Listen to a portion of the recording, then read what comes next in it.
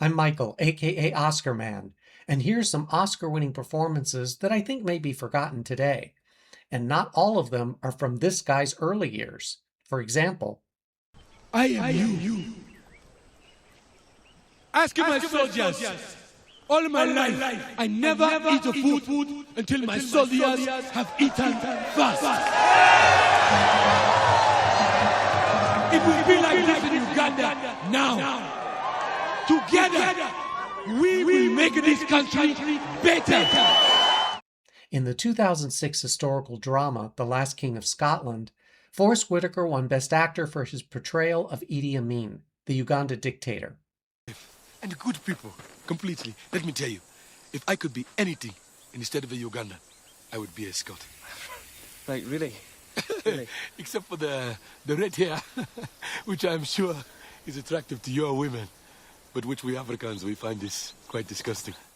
Forrest Whitaker swept the awards that year, making him the favorite to win come Oscar time. So I wonder why neither the film nor his performance are mentioned much today. The actor implemented the method, staying in character throughout the production, so much so that his family allegedly stopped speaking to him during that time. In my village, when you steal the wife of a neighbor, they take you to a tree and they hang you by your skin.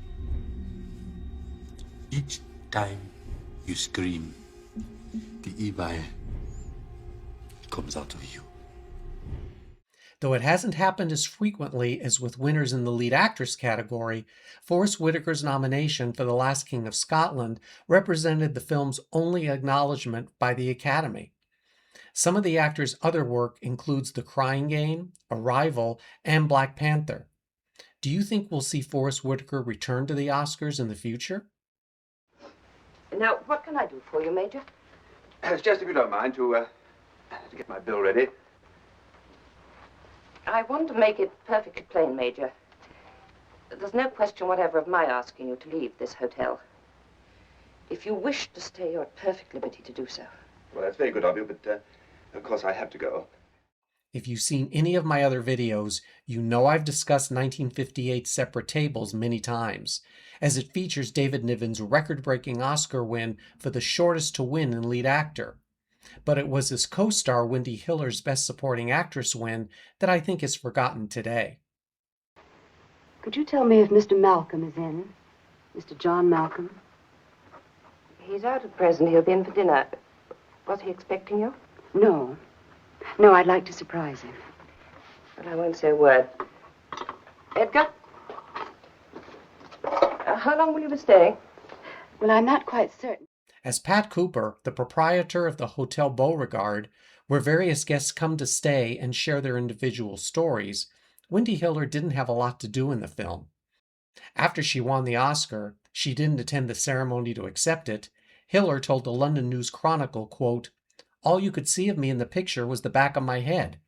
Unless they give some award for acting with one's back to the camera, I don't see how I could have won. They cut my two best scenes and gave one to Rita Hayworth," unquote. And who am I to argue with Dame Hiller? There's mud all over the floor. Will you please hang this in the proper place? Yes, ma'am. Also, wipe your feet on the mat provided for that purpose. Yes, ma'am. I'm so sorry. I shall see this doesn't happen again. I must say, quite frankly, Miss Cooper, I've never understood how you could tolerate such boorishness, and have done all this time. In a hotel, one must tolerate all sorts of things. A three-time Oscar nominee, her first for 1938's Pygmalion, in which she portrayed Eliza Doolittle, and her third for 1966's A Man for All Seasons, Dame Wendy Hiller appeared in about 20 films in addition to her work on television and the stage. I thought she was nomination worthy for her performance in 1974's Murder on the Orient Express. Much better than, Gotta say this about Dame Wendy Hiller. She was nothing if not brutally honest, adding this to her post-Oscar interview, quote, "Never mind the honor, though I'm sure it's very nice of them. I hope this award means cash, hard cash. I want lots of lovely offers to go filming in Hollywood, preferably in the winter so I can avoid all the horrid cold over there, unquote. The outspoken actress died in 2003 at the age of 90. I'd like to tell you something else, I think. I'm a lawyer by trade. I think I'm a good one. And when a good lawyer takes on a client, he does it because he believes in the client's case. And that's all that matters. When I came over to England, I took on my biggest client. That client is the 9/18th Bomb Group. I want to see my client win its case. In 1949's 12 O'Clock High, Gregory Peck's Oscar-nominated performance as Brigadier General Frank Savage was originally sought after by Clark Gable, but it was Peck's co-star, Dean Jagger, who won as Best Supporting Actor for his portrayal of Major Harvey Stovall. You've been drinking, Major? I have. It's the first time I've been drunk in 20 years, but it may not be the last. Where's the air exec? I don't know, sir. It's only an opinion, but I think it's possible he may be drunk too, sir. I'll take straight answers, Major. Is he off the station? Yes, sir. Where? I don't know that, sir. Though 12 O'Clock High was a critical and box office success, I don't think Dean Jagger's Oscar win is remembered today. As the World War I veteran who volunteers to return to active duty in the Second World War, Jagger's character shows us he knows how to use bureaucratic red tape to his advantage. And those squadron adjutants are pretty sloppy sometimes, and I certainly don't want this group criticized for sloppy paperwork. Do you, General? Couldn't permit it. So my guess is every one of those requests may have to go back to the squadron adjutants to be done over. By the time I recheck them, it'll be 10 days anyway before they can be ready for signature. Dean Jagger's first film was 1929's The Woman from Hell, followed by appearances in almost 40 movies before winning his Oscar. Rarely a leading player, Jagger's supporting work included roles in The Nun's Story and Elmer Gantry. He also appeared on stage as well as the television series The Twilight Zone and as a regular in Mr. Novak.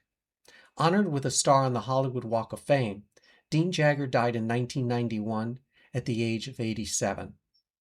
All right. Did he say anything about taking you away from me? Yes, he did. Oh? What'd you say? Well, I said I couldn't stand to be taken away from you. You ain't lying. Honest, man, I ain't. I swear it. Yeah. Oh, well, go on. Take that fish in the kitchen. How many of you have seen 1930's Min and Bill? Oscar winners Marie Dressler and Wallace Beery starred in the story of a dockside innkeeper who tries to protect her adopted daughter while humorously sparring with drunken fisherman Bill, with whom she shares a love-hate relationship.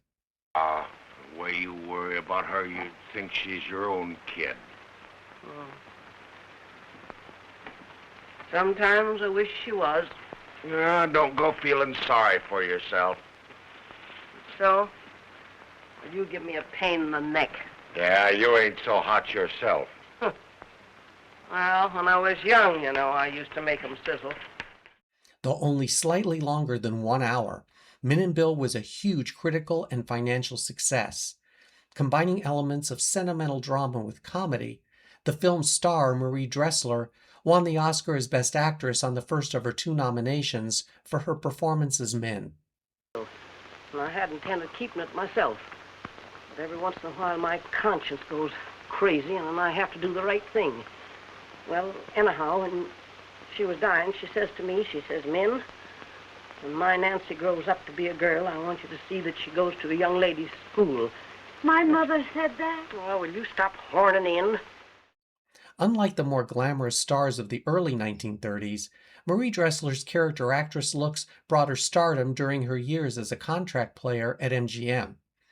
Dressler's career began on Broadway in 1897, followed by her first acting role in the silent film Tilly's Punctured Romance in 1914. Though many of her counterparts suffered during the transition from silent to sound films, Dressler had no problems, as her unique voice was perfect for the types of characters she portrayed. In Min and Bill, Dressler and Beery's relationship on screen was the same when cameras weren't rolling, often combative yet equal in their respective sparring. Marie Dressler was popular with film critics and audiences, never taking herself too seriously, even though she was a bankable star. And while Min and Bill may not be known to contemporary audiences, stay tuned until the end of the video for one of Dressler's most famous moments from a film classic. At the peak of her career, Marie Dressler was diagnosed with terminal cancer and died in 1934 at the age of 65. I've stopped a man's life. I sit here and listen to him.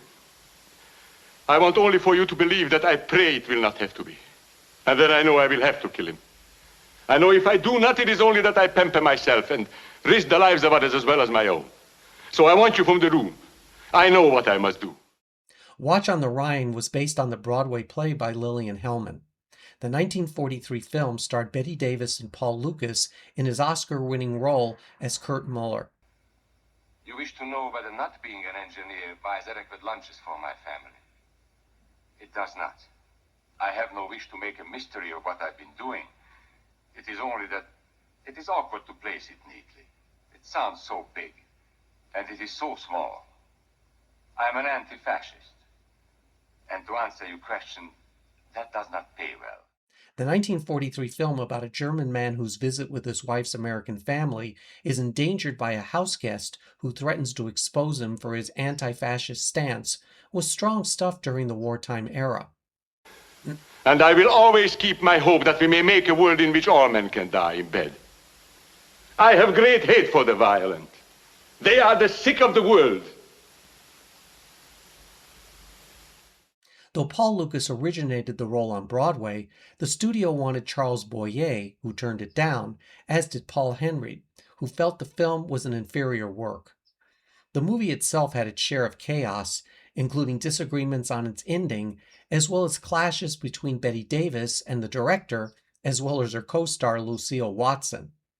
However, Davis and Paul Lukas reportedly had no problems, thankfully. In addition to winning that year's Oscar, Lukas also won the first Golden Globe Award for Best Actor in a Drama. Born in Budapest to a Hungarian family, Paul Lukas made his first film in 1920 and appeared in more than 50 movies, including dozens made in the early 1930s. Perhaps not the most well-known of Oscar winners, Lukas received a star on the Hollywood Walk of Fame. He died in 1971 at the age of 77. Well, if it's love you're after, I guess a few shirts and tablecloths can't stand in the way. But I won't have you sitting around and waiting and not eating. We'll get married right away, and I want no back talk about it. Now give me that pail. And I'd be ashamed with a fine spring moon outside, and you in a barn, putting ideas into the head of a temperamental cow. 1937's An Old Chicago was a disaster movie with music. The retelling of the famous Great Chicago Fire of 1871, the lady whose cow started the whole thing was played by Alice Brady, who won the Oscar for Best Supporting Actress. When you were a little one, no bigger than that, and me over a tub, I used to dream of the day when you'd bring me home a sweet one, and her old blushes, and present me with fine grandsons, as would be like sons of my own, only sweeter. Widowed Mrs. O'Leary and her three sons, two of whom were played by Tyrone Power and Oscar winner Don Amici, begin a new life in Chicago. Power falls in love with barroom singer Alice Faye, politics intervene, fights ensue, a distracted Mrs. O'Leary leaves a lamp in the barn, her cow Daisy knocks it over, Chicago burns, and, well, you probably can figure out the rest. It was a city of wood, and now it's ashes. But out of the fire will be coming steel. You didn't live to see it, my lad. No more than your father did before you. God rest the two of you. But there's dying left, and his children to come after. In actuality, the Chicago fire destroyed 17,000 structures and killed more than 300 people, though how it was started by a lantern being knocked over in a barn ranged from a drunk who was looking for beer at a party to a group of distracted gamblers, and of course, to Mrs. O'Leary's cow. In addition to the 1937 film, the fire was covered in a novel by Theodore Dreiser, a strip from Gary Larson's The Far Side, and an instrumental track by the Beach Boys entitled Mrs. O'Leary's Cow. As for Alice Brady, she won the Oscar on her second nomination, which resulted in an urban myth that her award was stolen by a man who came on stage to accept it on the absent actress's behalf, and that the imposter nor the Oscar were ever tracked down. Have you heard this story? Alice Brady appeared in more than 80 films, beginning in silent movies. Nominated as one of the first 5 in the supporting actress category for her performance in My Man Godfrey, Alice Brady received a star on the Hollywood Walk of Fame years after her death from cancer in 1939 at the age of 47. What's the matter, Dreyfus? Your hands are trembling. No, sir. My fingers are cold. It isn't exactly summer, is it? Keep your jokes to yourself. This matter is serious. I don't understand, Commandant. I only... Repeat the last word. The Life of Emile Zola was one of the most critically lauded films of its time, becoming the first to receive 10 Oscar nominations, winning Best Picture, as well as one for Joseph Schildkraut as Best Supporting Actor, a performance of which I doubt is remembered much today. On what charge? Treason! This is outrageous! I've devoted my entire life to the army, and you dare to... Why, this is an insult! Satisfied?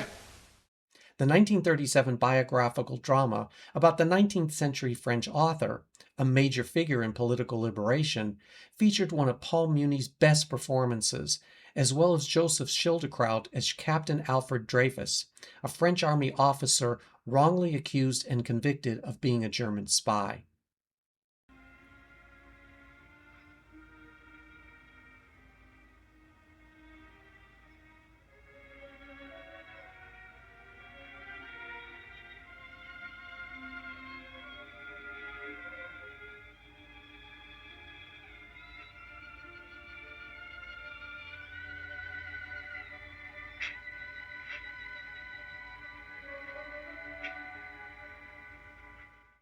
The Austrian-born actor moved to the United States in 1920 and appeared in many Broadway productions before working in silent movies. Later on, he co-starred in The Diary of Anne Frank and several episodes of TV's The Twilight Zone, and has a star on the Hollywood Walk of Fame. Joseph Schildkraut died in 1964 at the age of 67. The last performance I'm going to discuss is one you may seriously question, since the film was only released a few years ago. But before I do, I want to offer my sincere appreciation to you for watching this video. Sure, everyone knows Oscar-winning performances such as Vivien Leigh in Gone with the Wind and Marlon Brando in The Godfather. But we Oscar nerds are a different breed who are likely familiar with the winners I discussed. When the video ends with that memorable moment from Marie Dressler, I would appreciate it if you would hit the like button and become a subscriber if you're not already a member of our Oscar Nerd family, and join us for a new weekly video as well as vote in the daily polls. Have you never done pictures without those eyelashes? Nope, and I never will, because that's my trademark. And, you know, if I take that away, then it's not me. And no one's gonna wanna look at me without my trademark, so I hold on to that. Even if we soften them up and kept... No, you can do anything you want. But my eyelashes stay right where they are. That's really you. Okay, so why am I including a film from 2021 in this topic? Well, for starters, I doubt many people saw it in the first place, which leaves me wondering if it's remembered much today. And while I think Jessica Chastain deserves to be an Oscar-winning actress, I wish the award hadn't been for The Eyes of Tammy Faye. You know, thank God for a mom and dad who will stand with a young person. I think that's so important, because no matter what happens to a young person in their lives, they're still your boy, they're still your girl, no matter what happens in their life. And I think it's very important that we as mom and dads love through anything. And that's the way with Jesus, you know. Jesus loves us through anything. Tammy Faye Baker's story was definitely an interesting one, and I wish the film based on her life had been more about her and less about her husband, the televangelist convicted of fraud. Yes, I enjoyed Jessica Chastain's performance much more than the film itself, but I also don't think it represented her best work. But, you know, you gotta shake my hand and you gotta say hi first. Hi, nice to meet you. I'm Tammy. What's your name? Max. Hi. But you know, we're not strangers. I live right there. We're neighbors. Oh, let me show you guys what I just got. Who would like a picture? True, 2021 wasn't necessarily a strong year in the Best Actress category, which I believe is part of the reason Chastain won most of the awards that year. Previously nominated for The Help and Zero Dark 30, the latter of which I thought would bring her the Oscar, Jessica Chastain served as co-producer for The Eyes of Tammy Faye, a passion project for which she acquired the rights back in 2012. Again, there was a great story there, but for me, the screenplay was the culprit for what I believe was the film's failure. That said, Jessica Chastain continues to work in film, on stage and television, and I think she may very well become a two-time Oscar winner in the future. What did you think of her performance as Tammy Faye and of the film itself? In addition to what I've already discussed, which Oscar-winning performances do you think are forgotten today? I look forward to your always great suggestions, and I may use them in a follow-up video. In the meantime, until we meet again, here's the classic ending to 1933's Dinner at 8, where Marie Dressler's physical and verbal reaction to Jean Harlow's comment still make me laugh. I was reading a book the other day. Reading a book? Yes, it's all about civilization or something. A nutty kind of a book. Do you know that the guy says that machinery is going to take the place of every profession? Oh, my dear. That's something you need never worry about. I want to sit next to Oliver.